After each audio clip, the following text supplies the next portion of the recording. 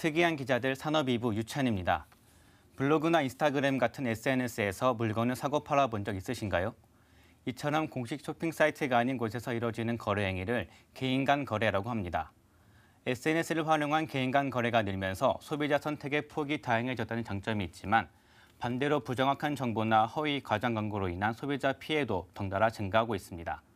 일부 판매자들은 SNS 마켓에서 일어나는 소비자 피해를 막기 위한 조사나 보상은커녕 악플러로 몰아가기까지 한다고 합니다. 오늘은 무법지대에 놓여있는 SNS 마켓에 대해 얘기 나눠보겠습니다.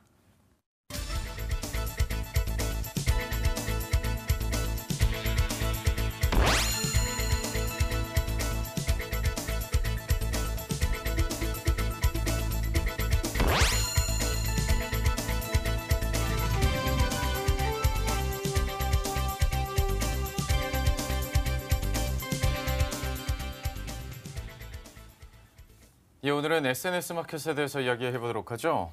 저도 블로그나 인스타그램에서 이렇게 물건을 판매하는 옷을 많이 주로 판매하죠. 하는 것들 많이 보긴 했었는데 구체적으로 소비자 피해가 어떤 사례들이 있는지 한번 설명을 해주셔야 될 것 같아요. 네, SNS 마켓에서 소비자들이 겪는 가장 일반적인 피해는 교환이나 환불이 어렵다는 점입니다. 전자상거래법에 따르면 상품을 받고 나서 7일 이내에는 청약 처리가 가능한데요. SNS를 통한 판매에서는 판매자에게를 일방적으로 거부하는 사례가 많습니다. 서울시 전자상거래센터 조사를 보면 SNS에서 상품 구매 후 진행한 소비자 상담 중 74%가 반품 환급에 가는 것으로 60%대인 일반 쇼핑몰과 오픈마켓보다 훨씬 높습니다. 더 큰 문제는 본인에게 맞지 않는 제품을 사용해 부작용이 생기는 경우입니다. SNS 마켓에서 화장품이나 건강기능식품 등을 구입하는 경우도 많은데요. 이럴 때 SNS 마켓에서는 판매자가 하는 상품 설명에 의지해 제품을 고르고 사용할 수밖에 없습니다. 때문에 판매자의 다소 부정확한 설명이나 허위 과장 광고로 인한 소비자 피해가 심각한 상황입니다. SNS 마켓에서 아토피 크림을 구입했다가 부작용이 발생한 소비자 설명 한번 들어보시겠습니다. 그 가려움증이 1시간 이상 지속이 돼요.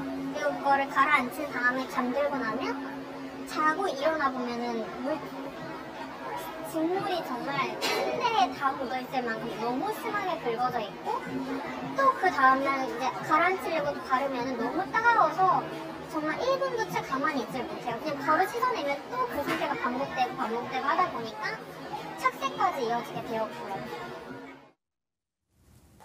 인터뷰 내용 잠깐만 보더라도 상황이 꽤나 심각한데 그러면 여기에 대해서 피해 보상 같은 절차는 어떻게 이루어지는 겁니까? 네, SNS 마켓에서 제품을 구입하고 문제가 생겼을 때 이를 해결하기는 더욱 어렵습니다. 사진에서 보시는 것과 같이 입은 팔과 다리에 착색이 심하게 진행됐는데요. 이와 같은 피해를 호소했을 때 돌아온 답변은 그냥 진단서를 가져오라는 것이었습니다. 판매자 입장에서는 제품으로 인한 명확한 피해가 입증돼야 하는 만큼 이와 같은 대응은 이해가 되긴 하는데요. 사실 더 큰 문제는 그 다음입니다. 제품으로 인한 피해를 주장하고 보상을 요구하는 소비자들을 모두 악플러로 규정하기 시작한 겁니다. 콜센터를 닫고 상담도 진행하지 않은 것에 더해 부작용을 문의하는 댓글들은 삭제해 다른 소비자가 볼 수 없게 만들고 있다는 주장도 나오고 있습니다.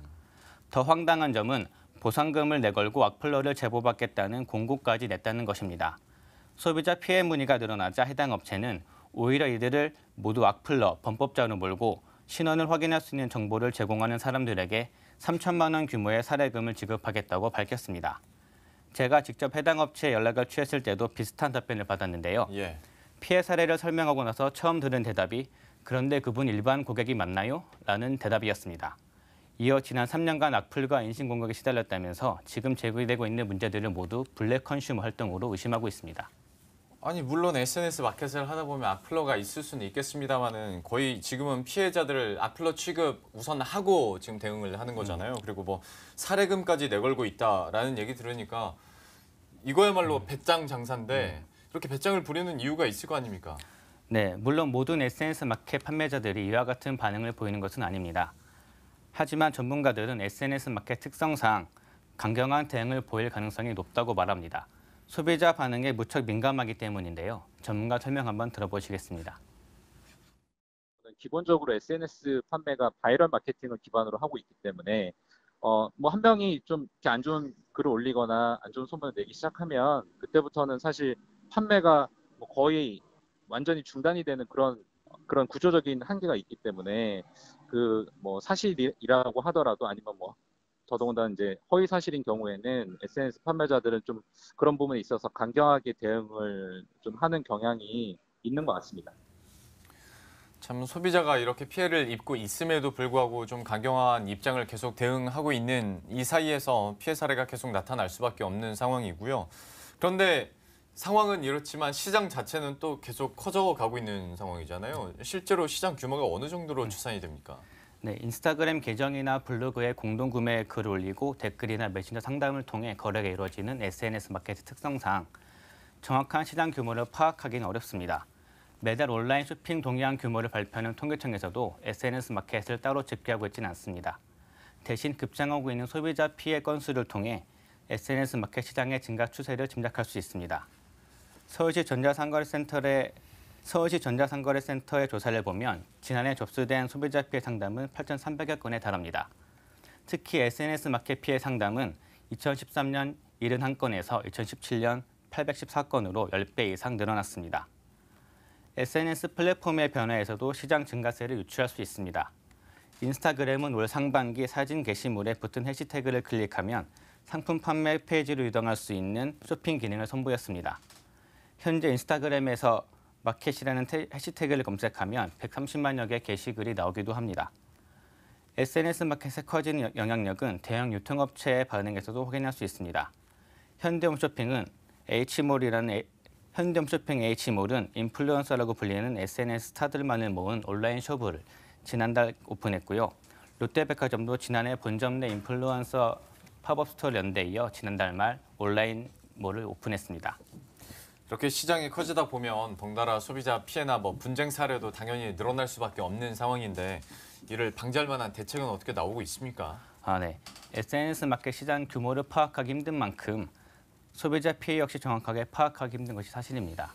소비자원이나 공정거래위원회에서도 모니터링은 현실적으로 불가능하고요. 신고가 들어오면 그 후에 대응할 수밖에 없습니다. 피해 사례가 늘어나고 있는 만큼 최소한의 법적 규율이 필요한 상황인데요. 전문가들은 전자상거래보호법을 SNS 마켓을 통한 개인 간 거래에도 적용해야 한다고 조언합니다. 설명 들어보시겠습니다. SNS를 통한 전자상거래 역시도 기존의 홈페이지나 오픈마켓을 통한 전자상거래와 그 본질은 동일합니다. 때문에 SNS를 통한 거래의 단점은 그 판매자의 정보가 충분히 드러나지 못하고 여러 환불 규정이라든가 표시 광고 기준 등이 적용되지 못하는 그런 우려가 있는데요. 이런 것들 역시도 전자상거래법을 똑같이 적용하여 규제할 필요가 있다고 봅니다. 네, 전자상거래법은 현재 음식료 등을 인접 지역에 판매하기 위한 거래에 한해서 적용을 제외하고 있습니다. 따라서 옷이나 화장품, 건강기능식품 등을 판매하고 있는 현재 SNS 마켓에서는 이 적용 제외 사례에 해당한다고 보기 어렵습니다. 예.